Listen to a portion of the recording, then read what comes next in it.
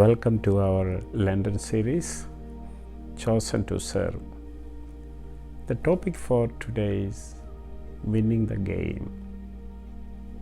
Probably you know the story of Winston Churchill.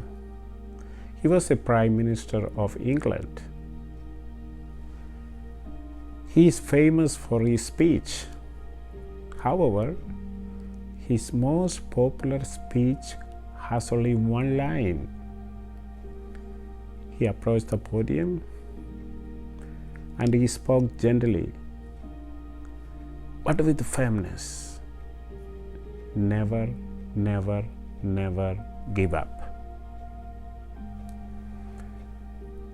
We all want to be successful in life. God wants us to be successful. Remember the parable of the talent? According to this parable, Jesus rewarded the person who multiplied his talents.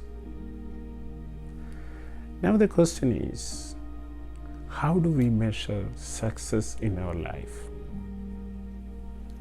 The secular world perceives success in terms of winning trophies. But that is not the way the spiritual world or the kingdom of God measures success. The spiritual world, success is measured by one's willingness to complete his God-given mission.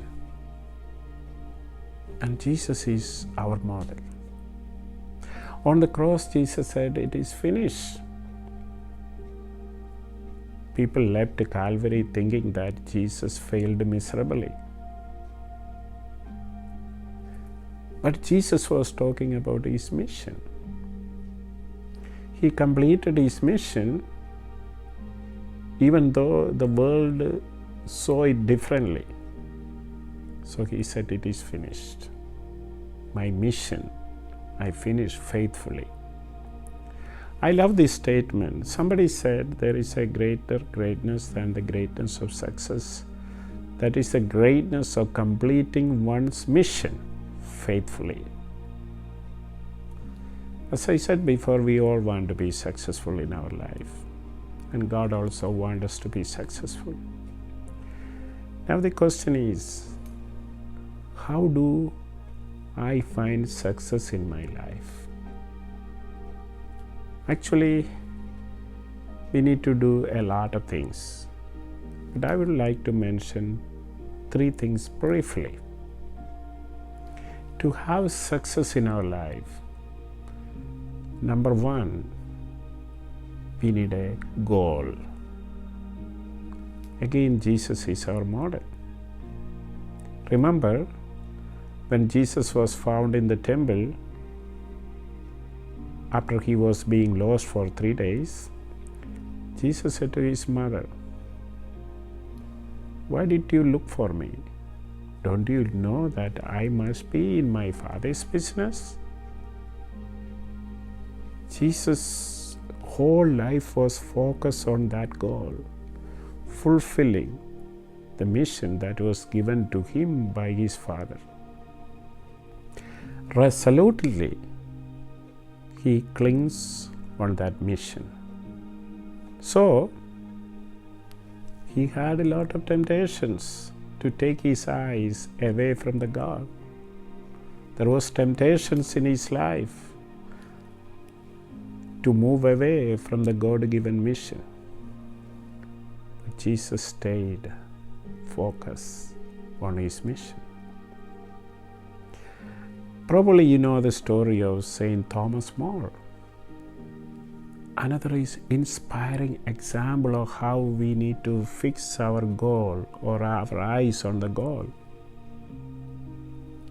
Thomas More had an opportunity to save his life. It was enough to say to the king that "You are okay, you are right, I agree with you." But he did not.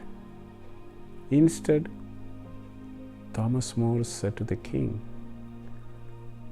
"I am your faithful servant, but God's first."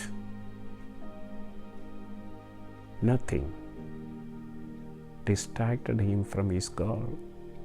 That's the reason why today we respect him. And second thing that you and me need to make our life successful is to have a strong will, a determination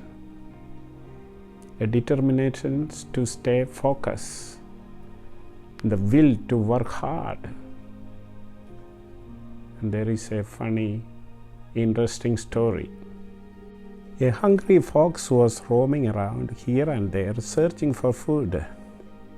Fortunately, he came to a garden where he saw a grapevine laden with bunches of grapes. They looked quite ripe and juicy. The fox jumped as high as he could to get at the grapes, but he failed to reach them. Then he made another bold attempt, but was unlucky for the second time also. He made a few more attempts. Then the fox gave up trying anymore and walked away murmuring, "The grapes appear to be ripe and sweet, but now I see them to be quite sour." Remember, winners never quit. Quitters never win. Sometimes we win, sometimes we lose. But we should never give up. Saint Paul had this spirit. He says, "Not that I have already obtained all this, but one thing I do, forgetting what is behind, and I am running for what is ahead."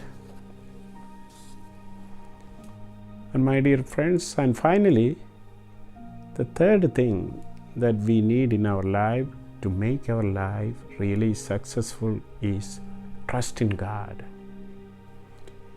We may have a great goal, we may have strong will, we may work hard, we may try to stay focused, but remember, you and me, we are not that powerful. We need the grace of God. With God, we can accomplish everything.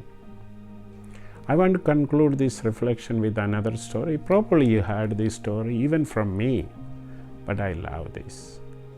This story inspires me.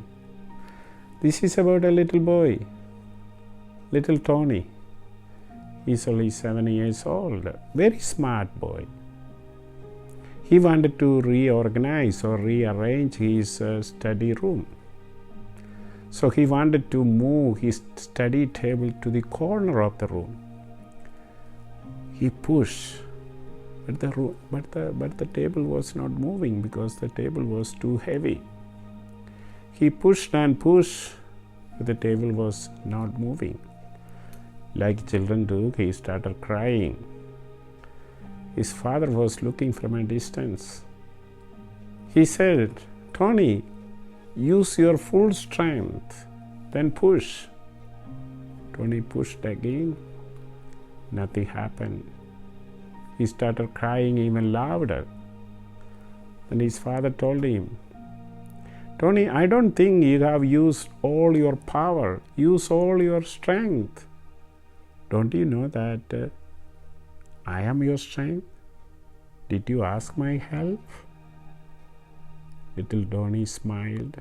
He said, "Dad, come on, let us do it together." They did it together. You know what happened. So, my dear brothers and sisters, we are in this holy season of Lent. This is the time to restore our identity, to refocus, to work hard so that we can complete our God-given mission. When we are on the right path, we are able to help others. Remember, we are chosen to serve.